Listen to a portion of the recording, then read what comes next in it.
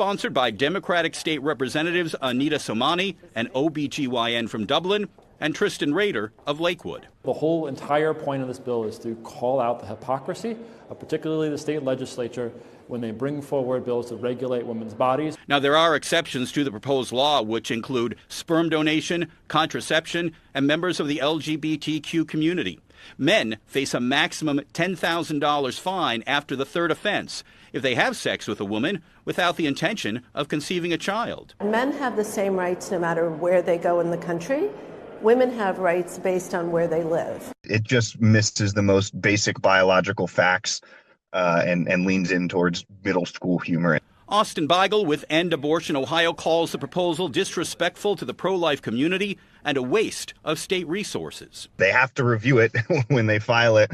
They're going to have to stick a legal team on it, wasting time on that and delaying other bills that are trying to be reviewed as well. ABC6 asking viewers about the proposal in an online poll. 26% said it's a good idea. 74% telling us it's a waste of time. This may be considered a waste of money by some people, but we have had far bigger misuse of taxpayer money in bills that have been proposed and passed. The final draft still being written. The proposed legislation will get a hearing after it's submitted. But with a Republican-controlled legislature, the bill not expected to go anywhere. For this particular bill, that's certainly okay. Again, the whole point of this bill wasn't to get it passed. The whole point of this bill was to call out the hypocrisy. Our government, no matter who is in power, has an obligation to right these wrongs, to provide reparations for descendants of enslaved Africans, to eliminate the racial wealth gap, to uplift the black community. White supremacy is rampant in this country.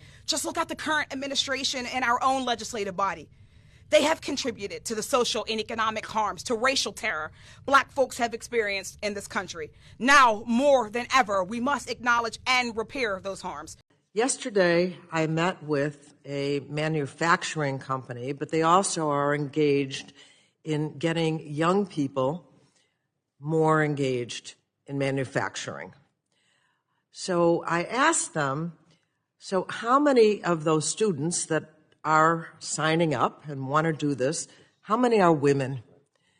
And they said, well, I know there's at least 13% or something. It was a low number. And you had mentioned trying to engage more women in manufacturing. I'm just wondering if just the name manufacturing sounds like a guy. I need the city to protect me because the federal government won't. And if you think you're afraid of Trump, you should see how afraid of Trump I am. Can you wrap up, please? Yes, I can. If you say that you're afraid of Trump and that's why you don't want the city to be a safe space for trans people, you better prepare for trans people to make this a very unsafe space. I'm shaking right now. I don't want to be here. Up, I'm sorry, am I taking too long pleading for my life? You remembered how many children I have and that 2 of them are trans. I speak as both the B and the T in the LGBT. I'm multiply disabled. I have Ehlers-Danlos syndrome, which is a connective tissue disorder that causes me immense physical pain. I'm on the autism spectrum. And I have narcolepsy, and I couldn't drive myself here, so I had to hide from my driver that I was in drag, which is not an easy thing to do in drag. I do not want to be here. It's my day off. I do not want to be in your DMs. I do not want to be in your email inboxes. I do not want my creativity writing diss tracks like Kendrick. I don't want to spend an hour applying glitter on my face so that you will hear and see me. I want you to listen to me. Let us remember that the Nazis burned the books the Nazis burned books on gender sciences first. Now the administration has villainized and marginalized migrant workers, trans, LGBT people, and even special needs, denying life-saving and affirming care. Can you look at me and tell me how many of my friends need to die before you do anything? Please wrap up. Look at me! Okay, we're all done here. Fucking pathetic! No, we're all done. Come on. Of course, we need to continue celebrating Black History Month because in spite of what's coming down from Washington, we all know that we all exist and we all need to be recognized for our existence. But be aware that you are a guest in my house when you come. And when you come, know that there are strong queer and trans people in my classroom who will collect you with the quickness. My name in drag is Dee Dee Delight. And my name out of drag is Dewey Cosgrove Atienza. Laddie LaRouge, he, they, in drag, District 3. My legal name is Olivia D'Ambrosio. My public name is Livy Scanlon. My wife and I own a home in the Canal District. I speak as someone who is always misgendered, like all the time. People refer to me as sir when I prefer to be referred to as ma'am. I speak as someone who is afraid to use public toilets. I speak as someone who is a member of this community and is a queer person. You have to imagine being me and my wife, fearing that our marriage rights will be stripped away at any moment. Please, I only have so much time. Please, Joe's gonna cut me off. Which matters more?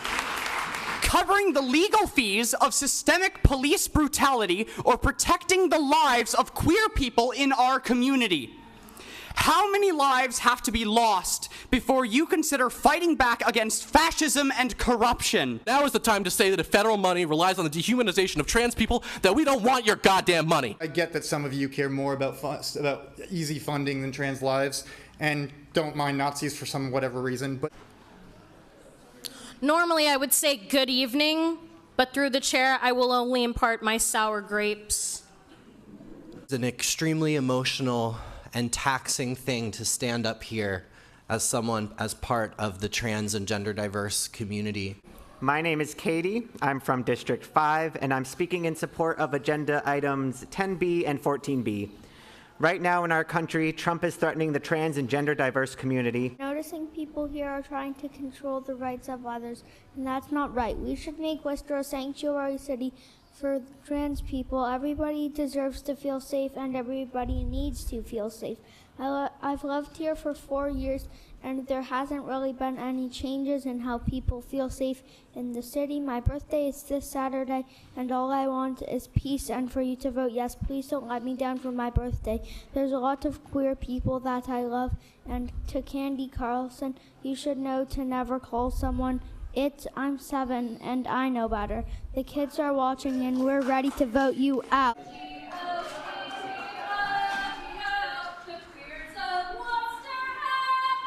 Oh my gosh.